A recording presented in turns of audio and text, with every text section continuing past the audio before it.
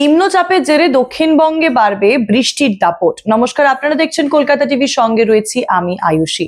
আগেই জানিয়েছিলাম যে দেশের 18টি রাজ্যে আবহাওয়া দফতরের পক্ষ থেকে সতর্কবার্তা জারি করা হয়েছিল।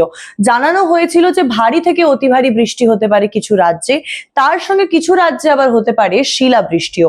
সেই তালিকায় ছিল পশ্চিমবঙ্গ। কথা মতো সোমবার সকাল থেকেই কিন্তু কোথাও কোথাও ভারী, কোথাও কোথাও অতি ভারী বৃষ্টি, আবার কোথাও কোথাও মাঝারি বৃষ্টির দেখা মিলেছে।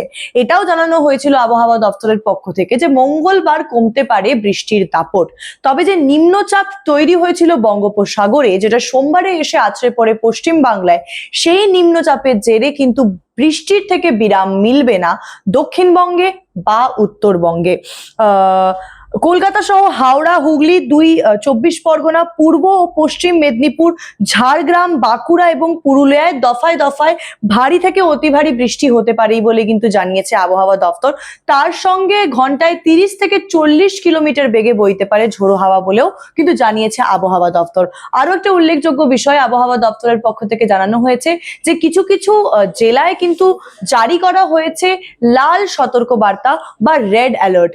যে কারণে যারা মৎস্যজীবী রয়েছেন তাদেরকেও কিন্তু একটা বিজ্ঞপ্তি জারি করে জানানো হয়েছে তারা যাতে কোনো মতেই কোনো জলের কাছে না যান, বা এই কদিন যেন কোনো সমুদ্রে মাছ ধরতে যাতে তারা না যান, সেই জন্যও কিন্তু একটা সতর্কবার্তা জারি করা হয়েছে। সতর্কবার্তা জারি করা হয়েছে উপকূলবর্তী এলাকাগুলিতেও, তার সঙ্গে পাহাড়ি এলাকাতেও কিন্তু নামতে পারে ধস, হতে পারে বন্যা। সেই কারণে সেখানেও কিন্তু একটা সতর্কবার্তা জারি করেছে আবহাওয়া দফতর।